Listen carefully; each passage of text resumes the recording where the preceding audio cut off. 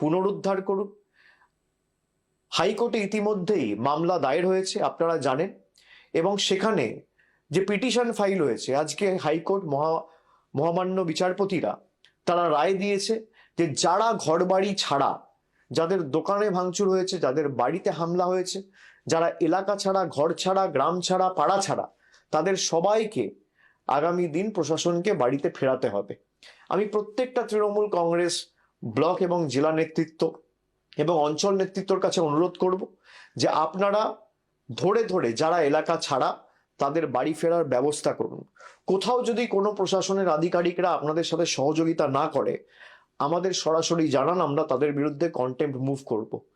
হাইকোর্টের অর্ডার যে যারা ঘর বাড়ি ছাড়া, তাদের দল না দেখে, রং না দেখে, জাতি, দল, ধর্ম, বর্ণ নির্বিশেষে তাদের বাড়িতে, দোকানে এবং নিজেদের গন্তব্যস্থলে, নিজেদের জায়গায় তাদের ফেরাতে হবে।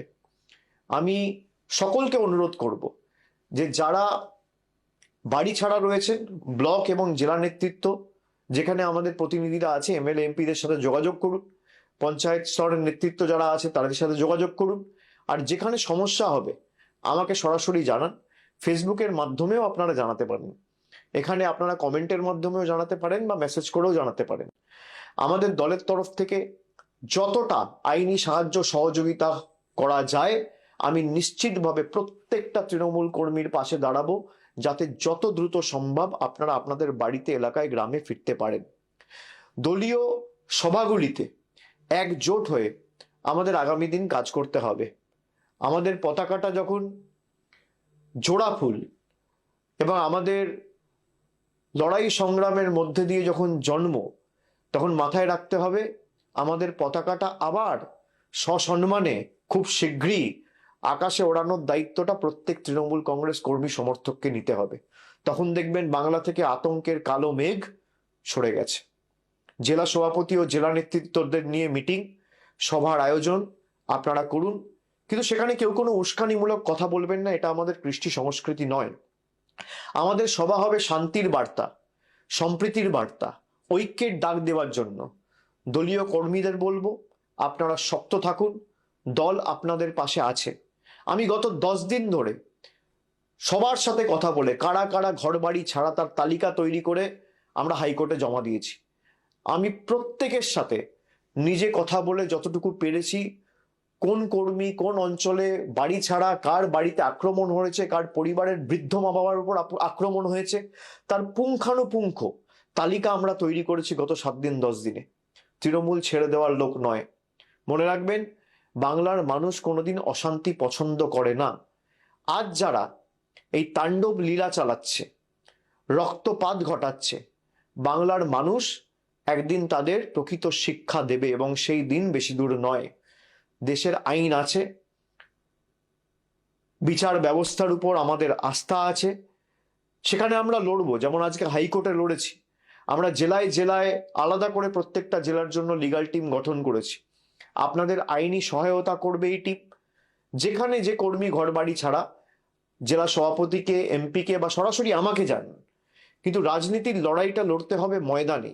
দলীয় কার্যালয়গুলো পুনরুদ্ধার করতে হবে, সেখানে বসতে হবে, মানুষের পাশে দাঁড়াতে হবে, এবং নতুন করে দলীয় কার্যালয়গুলো খুলে মানুষের পাশে দাঁড়িয়ে আমাদের কর্মসূচি হাতে নিতে হবে। সকল কর্মী সমর্থকদের একজোট করে আপনারা ব্লকে, টাউনে, বিভিন্ন এলাকায়, বিধানসভায় বিজেপির সন্ত্রাসের বিরুদ্ধে আগামী 2-4 দিনের মধ্যে থানায় একটা ইন্টিমেশন জমা দিয়ে প্রতিবাদ মিছিল করুন। আমাদের নেত্রী মমতা বন্দ্যোপাধ্যায় সব সময় একটা কথা বলেন, বিপদের দিনে যে আগে বুক পেতে দাঁড়ায় সেই তো দলের প্রকৃত সৈনিক বা আসল যোদ্ধা। আপনারা সেই যোদ্ধার এবং সেই তৃণমূল দলের সদস্য। আজ যদি আমরা পিছিয়ে যাই বা এক পা পিছপা হই, তবে আমাদের সেই শহীদ ভাইদের আত্মা কোনোদিন শান্তি পাবে না, এবং তাদের এই অকাল প্রাণ যেভাবে বিজেপি কেড়ে নিয়েছে, তাদের জীবন আমরা বৃথা যেতে দেবো না।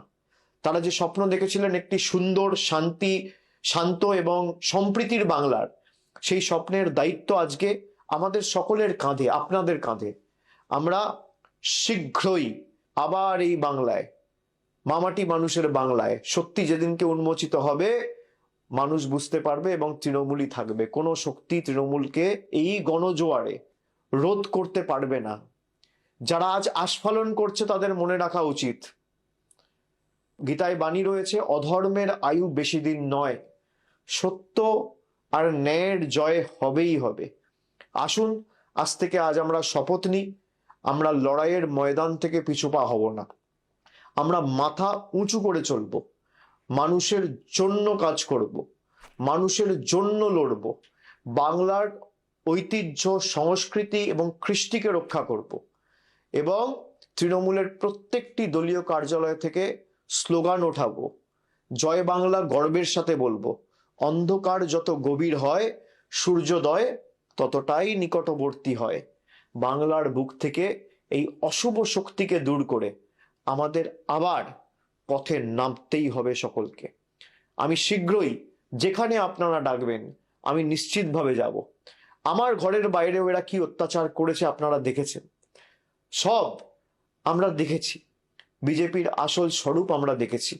আমার লড়াই বিজেপির সাথে, আপনার লড়াই বিজেপির সাথে, কিন্তু পরিবারের ছোট সন্তান, ছেলে মেয়ে কাউকে এরা রেয়াত করেনি। এই কৃষ্টি, এই সংস্কৃতি কোনোদিন বাংলার মানুষ দেখেনি। আমি বিচার এবং এর সদুত্তর বিশ্বাস করি মানুষ দেবে, তাই আমি সবকিছু মানুষের উপর ছেড়ে দিচ্ছি। মনে রাখবেন, আমরা সেই দলের কর্মী যারা মৃত্যুকে চোখের সামনে দেখেও কোনোদিন পিছু পা হতে শেখেনি। এই সাময়িক বাধা আমাদের অগ্রযাত্রাকে বা আমাদের লড়াইয়ের মানসিকতাকে স্তব্ধ করতে পারবে না। আপনারা ঐক্যবদ্ধ হয়ে এগিয়ে চলুন, লড়াইয়ে থাকুন, মাঠ আবার আমাদের হবে, মানুষের হৃদয় আমরাই জয় করব। শুভ দিন বাংলায় আসবেই, শুধু ধৈর্যের সঙ্গে আমাদের সকলকে এই লড়াইটা জারি রাখতে হবে।